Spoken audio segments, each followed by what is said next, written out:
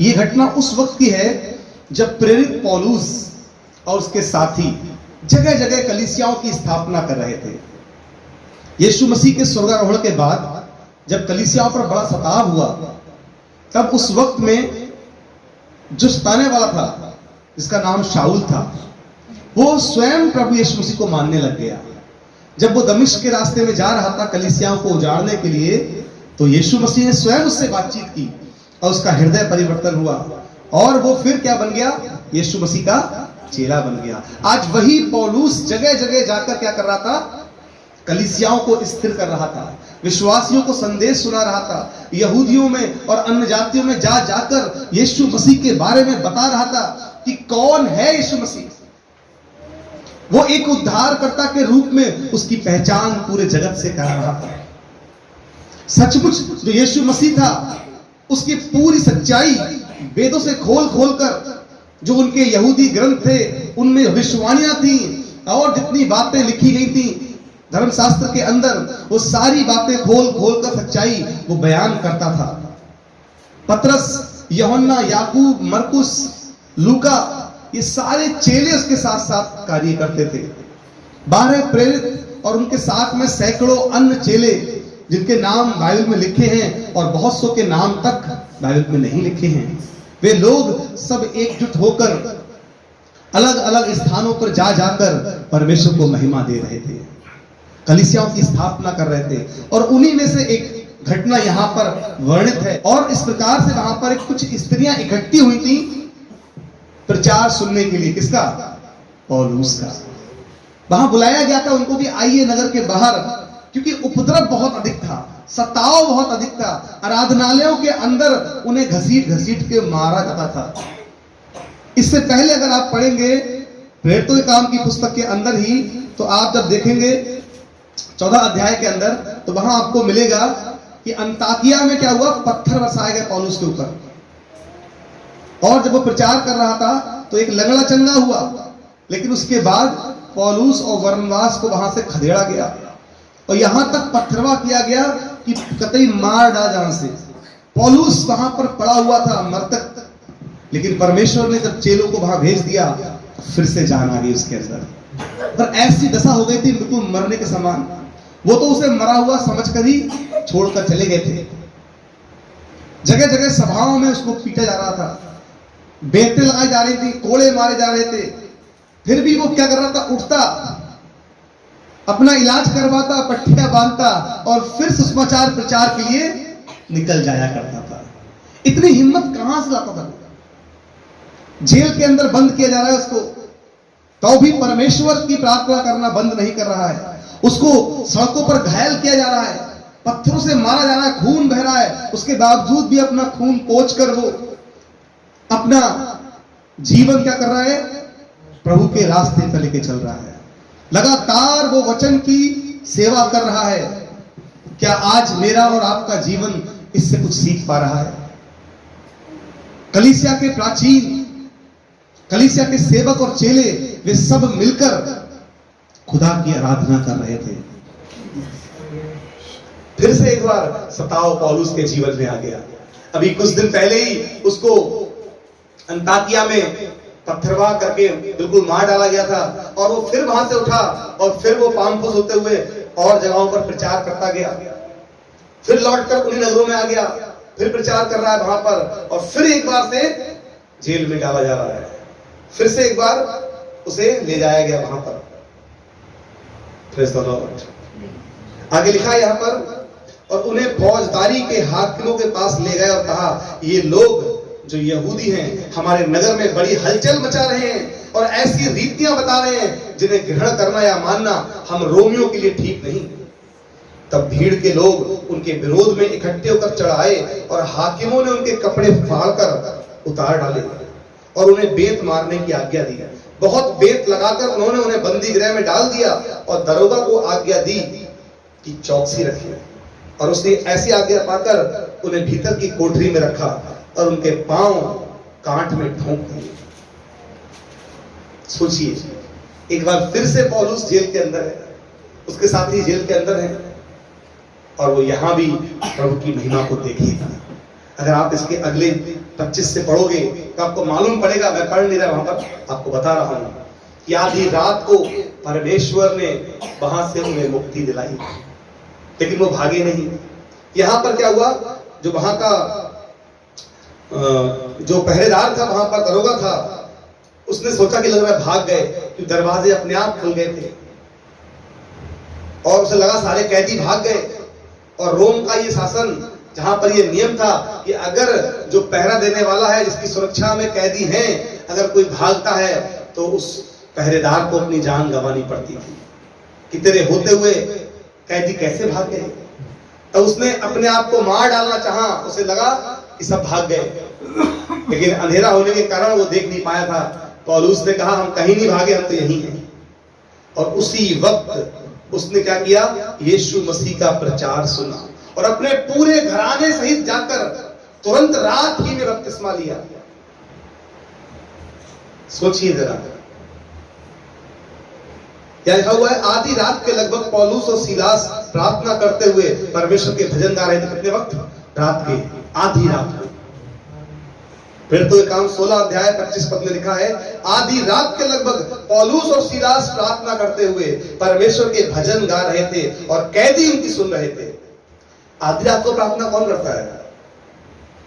करता है? आधी रात को जोर जोर से आराधना कौन करता है? कोई नहीं करता। लेकिन पौलुस और सीलास कर रहे थे और कैदी उनकी सुन रहे थे। वो मगन थे, आनंदित थे, इसीलिए तो आराधना कर रहे थे। दुखी होते तो होते होते बैठते, आंसू बहा रहे होते, लेकिन वो आराधना के गीत गा रहे हैं, स्तुति कर रहे हैं। प्रभु तेरे नाम के कारण हम दुख उठा रहे हैं, हम धन्यवाद करते हैं आपका कि हम आपके लिए दुख उठा रहे हैं। कोई बुरे काम करके हम जेल नहीं आए। प्रभु धन्यवाद तेरा कि तूने हमें इस योग्य समझा कि हम तेरे लिए दुख उठाएं।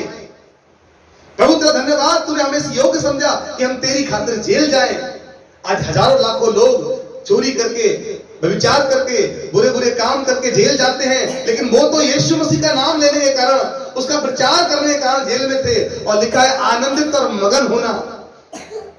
जब तुम्हारे साथ सताव हो, जब लोग तुम्हें मेरे नाम के कारण मारे और पीटे और पंचायतों में सौंपे, आनंदित और मगन होना, क्योंकि तुम्हारे लिए स्वर्ग में बड़ा प्रतिफल है। और ये सोचकर वो आनंद कर रहे थे कि वाह, आज से हमारा नाम स्वर्ग में लिख गया, आज से हमारे लिए स्वर्ग में बड़ा प्रतिफल है, हम स्वर्ग के नागरिक बन चुके हैं। और ये आनंद था उनके जीवन में, और इसीलिए वो आनंदित थे, वो दुख में नहीं थे। उन्हें मालूम था कि कुछ समय पहले अभी सर काटा गया था याकूब का, पता है? कुछ दिन पहले ही अभी याकूब का सर कटा था और पतरस को भी जेल में डाल दिया गया था, लेकिन प्रभु ने पतरस को भी छुड़वाया। पौलुस को ये घटनाएं मालूम थी, लेकिन उसके बावजूद भी सर कटने का डर था उन्हें अगले दिन, लेकिन फिर भी उन्होंने ये नहीं कहा कि हम आराधना नहीं करेंगे, हम तो रोएंगे पूरी रात। और कोई होता तो पूरी रात रोता, प्रभु कल तो मुझे मार दिया जाएगा, पता नहीं जेल में डाल के मुझे कितने सालों की जेल होगी, पता नहीं क्या होगा हमारा। लेकिन वो आनंद कर रहे हैं, और उनके आनंद के कारण, उनके धन्यवादी स्वभाव के कारण वो हर बात में प्रभु का धन्यवाद कर रहे हैं, पिट रहे हैं, पत्थर खा रहे हैं। कलाम में लिखा है 3 बार उन्हें कोड़े लगाए गए, 39 5 बार बेटे खाई पौलुस ने। कई बार समुद्र में यात्रा करते हुए जहाज टूट गए। एक दिन एक रात वो पूरे जहाज के साथ आंधी और तूफान में समुद्र के बीच फंसा रहा, और एक बार उसको पत्थरवा करके जान से मार डाला गया। इतने जोखिम उठाने वाला पौलुस आधी रात के वक्त आनंद से आराधना कर रहा है। क्या मैं और आप दुख की घड़ी में, जब कोई जेल में होता है, जब मैं और आप परेशानी में होते हैं, क्या आनंद करते हैं? क्या धन्यवाद कर पाएंगे? ऐसा आनंद, ऐसा धन्यवाद जो प्रभु चाहता है। और इस धन्यवाद का कारण ये था क्योंकि वो आनंद जानते थे कि हमारे लिए स्वर्ग में बड़ा प्रतिफल है। ये जीवन तो अभी नहीं तो कुछ समय बाद सही खत्म हो जाएगा, लेकिन स्वर्गीय जीवन जो परमेश्वर हमें देने जा रहा है वो हमेशा का जीवन है। ये घर, ये परिवार सब एक दिन बिछड़ ही जाना है, तो क्यों ना प्रभु के लिए छोड़ दिया जाए सब कुछ। इसलिए आनंदित थे। तो यहां पर लिखा है, इतने में एकाएक भूकंप आया, यहां तक कि बंदी गृह की नींवें हिल गई और तुरंत सब द्वार खुल गए और सबके बंधन खुल पड़े। और दरोगा जाग उठा और बंदी गृह के द्वार खुले देखकर समझा कि कैदी भाग गए। अतः उसने तलवार खींचकर अपने को मार डालना चाहा, परंतु पौलुस ने ऊंचे शब्द से पुकार कर कहा, अपने आप को कुछ हानि ना पहुंचा, क्योंकि हम सब यही हैं। वो भागे नहीं थे, चाहते तो अंधेरे का फायदा उठाकर, दरवाजे खुले हुए थे, सारी जेल के दरवाजे खुल चुके थे उनके लिए, बंधन टूट गए थे, दीवार चटक गई थी। वो चाहते तो आराम से निकल सकते थे, क्योंकि उनकी आराधना में वो ताकत थी, उनके धन्यवाद की प्रार्थना में, उनकी स्तुति आराधना में वो सामर्थ्य थी कि जेल की दीवारें टूट गई, भूकंप आ गया वहां पर। ऐसी आराधना चाहता है परमेश्वर आज मेरे और आपके जीवन से, चाहे कैसा भी समय हो हमारा, कैसी विपत्तियां हो, कैसे भी दुख हो, कैसी बीमारी हो, हम धन्यवाद का बलिदान चढ़ाएं प्रभु को, आराधना में मत रहे, आराधना करें खुदा की हृदय के साथ, तो बड़े बड़े काम हो जाएंगे, बड़े बड़े अभिषिक्त काम हमारे जीवन में देखेंगे। लेकिन हम क्या करते हैं? रोने बैठ जाते हैं। हम क्या करते हैं? दूसरों से इसकी चर्चा करने लगते हैं। हम तो बड़े परेशान हैं, हम बड़े दुखी हैं, हम क्या करें, हमारे घर में इतनी समस्याएं चल रही हैं। बजाय प्रभु को धन्यवाद देने के, हम इंसानों के आगे अपना दुखड़ा रोने बैठ जाते हैं, जबकि प्रभु चाहता है कि हम हर हाल में यीशु को धन्यवाद दें और बड़े बड़े आश्चर्य कर्म देखें, जैसे यहां पौलुस और सीलास जेल के अंदर देख रहे हैं। लेकिन उस दरोगा से कहा, अपने आप को हानि ना पहुंचा, क्योंकि हम सब यही हैं। तब वो दिया मंगवाकर भीतर लपका और कांपता हुआ पौलुस और सीलास के आगे गिर गया। उनकी ईमानदारी देखिए कि वो भागे नहीं। अगले दिन अगर ये भाग जाते तो इस दरोगा को मार दिया जाता। रोमी गवर्नमेंट का ये आदेश था कि जो दरोगा या सिपाही जिसके द्वारा कोई कैदी भागेगा उसका सर कलम कर दिया जाएगा, बदले वो मारा जाएगा। और इसने सोचा कि कल मुझे मार दिया जाएगा, इससे अच्छा मैं खुद को मार डालूं, और इसलिए ये व्यक्ति अपने आप को मार डालने पे था। लेकिन पौलुस ने कहा, खुद को ना मार, हम सब यही हैं। तब वो लपका अंदर, और जब देखा तो सब वहां पर थे। उनकी ईमानदारी, उनकी भक्ति, उनकी प्रार्थना की सामर्थ्य देखकर वो व्यक्ति उनके कदमों में गिर पड़ा। ये केवल ढोंग करने वाले लोग नहीं है, इनकी प्रार्थना की सामर्थ्य ऐसी है कि दीवारें टूट गई, जंजीरें खुल पड़ी, और उसके बावजूद इनमें इतनी ईमानदारी है कि ये भागे नहीं।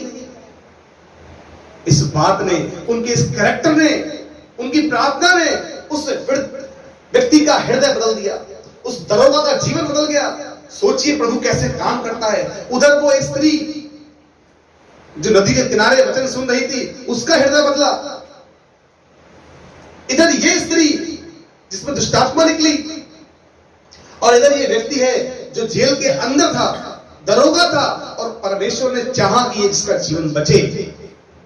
कैसे प्रभु ने इंतजाम किया उसके लिए, कैसे योजना के तहत परमेश्वर ने कैसे प्लानिंग किया कि उस दरोगा का जीवन कैसे बचाया जाए, और वो दरोगा बच गया। हालेलुया। क्या लिखा है? और उन्हें बाहर लाकर कहा, हे सज्जनों, उद्धार पाने के लिए मैं क्या करूंगा? मेरा उद्धार कैसे होगा? वो दरोगा उद्धार पाने के लिए बेचैन था, वो परेशान हो गया। ऐसी सामर्थ्य तो मैंने कभी देखी नहीं। वो केवल आराधना प्रार्थना का ढोंग करने वाले लोग नहीं थे, जैसे आज के समय में बहुत से ढोंगी हैं जो भक्ति का भेष धरते हैं, बहुत अच्छी आराधना करते हैं, बहुत अच्छा प्रचार करते हैं, बहुत अच्छे से घुटने टेकते हैं, लेकिन उनके कैरेक्टर से मालूम पड़ता है कि उनका जीवन ढोंगी है। वे केवल ऐसे लोग नहीं थे, केवल आराधना में दिखावा करने वाले लोग नहीं थे। उनने सचमुच जो गीत गाए, जो प्रार्थना की, उनकी प्रार्थना में सामर्थ्य थी, और उनकी सामर्थ्य के साथ साथ उनका कैरेक्टर ऐसा था कि उस कैरेक्टर से वो व्यक्ति प्रभावित हुआ। वो दरोगा उनके चरित्र को देखकर उनके पैरों पे गिर पड़ा और कह रहा है, उद्धार पाने के लिए मैं क्या करूं? आज बहुत सारे लोग आपकी प्रार्थना से प्रभावित क्यों नहीं होते? आज बहुत सारे लोग हमारे मसीह जीवन में क्यों नहीं आना चाहते? क्योंकि वो हमारे कैरेक्टर से गंदी गंदी बातें देखते हैं। वो हमारे प्रार्थना को सुनते हैं, हमारी वर्शिप को देखते हैं, लेकिन जब वो हमारे कैरेक्टर को देखते हैं तो कहते हैं, नहीं, हमें इनके जैसा नहीं बनना, हमें इनकी प्रार्थनाओं में नहीं जाना, हमें इनके साथ चर्च नहीं जाना, हमें इनका यीशु मसीह अच्छा है, लेकिन ये लोग बहुत बुरे हैं। और इस कारण से लोग हमारे द्वारा ठोकर खाते हैं, आज मेरे प्रियो, प्रभु का वचन हमें ये बता रहा है कि हम अपने कैरेक्टर को भी उतना ही अच्छा बनाएं, जितनी अच्छी हम दुआएं करते हैं, जितनी अच्छी वर्शिप करते हैं, उतना ही अच्छा जीकर दिखाएं। तब लोग कहेंगे सचमुच प्रभु उनके जीवन में काम करता है।